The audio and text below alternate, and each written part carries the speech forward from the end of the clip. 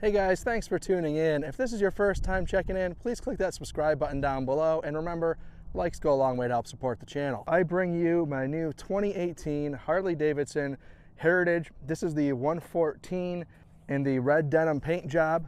So I went over in one of my videos before and kind of explained why I was comparing the Heritage to the Road King.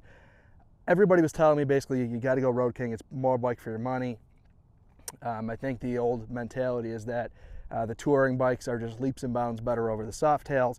But when I started doing some research, I saw these 2018 redesigned Softails are a heck of a lot more capable than the outgoing models. So I just kind of wanted to go over some of the features of this bike and what I personally think make this really just an incredible motorcycle. I picked this bike up on Thursday. It is now Sunday, and I have 168 miles on it, and it's been just an absolute pleasure. Some of the main features on this bike that really got me kind of swayed towards going this way is one, the weight. So this bike comes in 738 pounds running weight. So when it comes down to it, really just maneuverability wise, I feel like this bike is better suited as maybe like a hybrid. So you want to get out and tour and ride for long distances, which I can say, I've taken this so far about a 45-minute drive, and it's really just a smooth ride on the highway.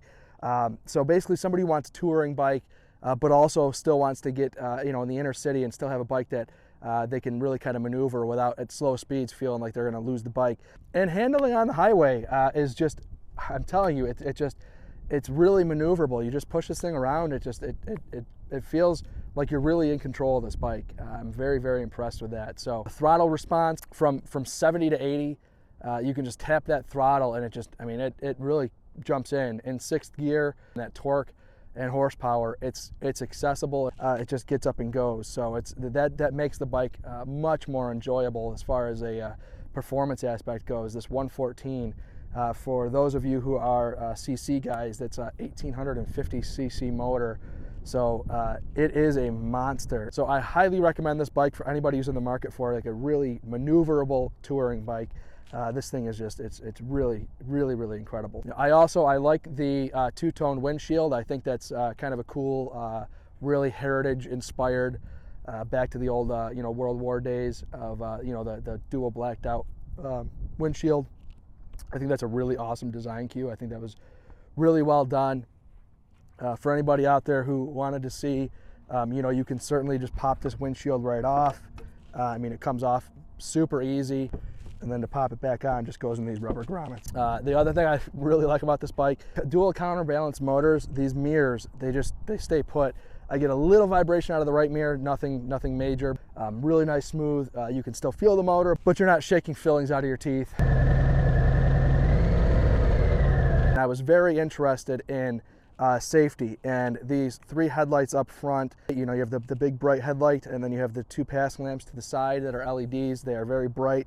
So for anybody like me who's worried about a car turning left in front of you, which is, I think it's like 75% of motorcycle accidents happen from the front, and they're concerned about visibility, this was actually one of the biggest points as to what really kind of got me drawn to this.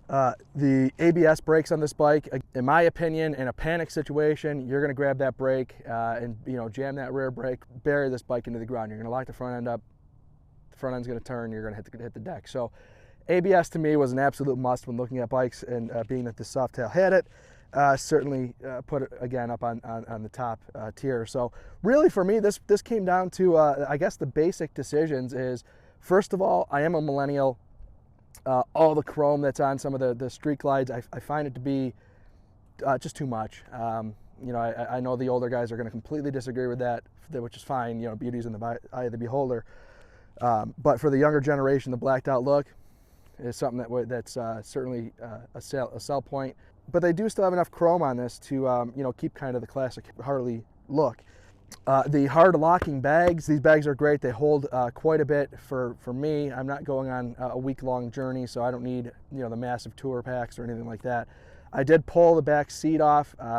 My wife is probably not going to be doing a whole lot of riding. If she wants to get on, I can throw that seat on there, but that's going to be very far and few between. The new suspension on these bikes, again, I'm not really comparing this to the old because I never had an old. But what I can say is it soaks up the bumps incredibly well. I have yet to bottom this bike out, And here in Arizona, you have a lot of areas where kind of half-ass ditch might be cut across the roadway for when it does rain, because when it rains out here, it comes down like something you've never seen before.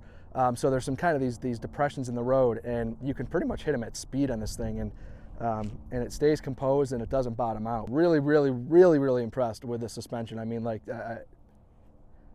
very impressed. I did the weight calculations for me at 6'1", 210 pounds. Basically, I can throw another 200 pounds on the rear, which that's a big chick. That's a huge bitch.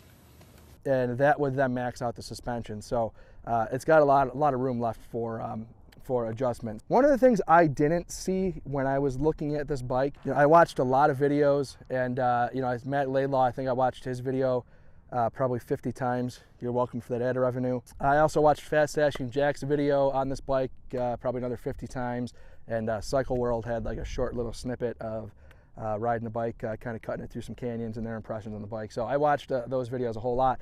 But one thing that I didn't really notice, and one thing I wanted to know, is how does this bike hold up to somebody, like, how do you look basically on it? So for me, if I hop on this bike, again, I'm 6'1", it handles my body size really well. Rider triangle is perfect for me.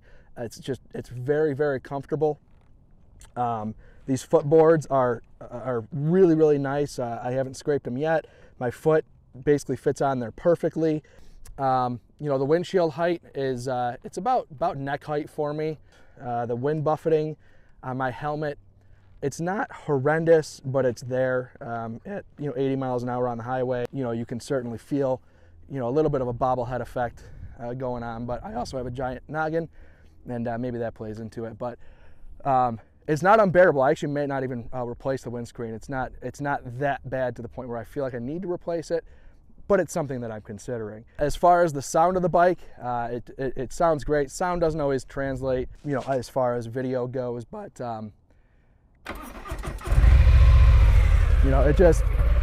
it has a nice deep rumble to it. It's not obnoxious. I'm not pissing off any neighbors with it, but when you do, when you give it the gas, it's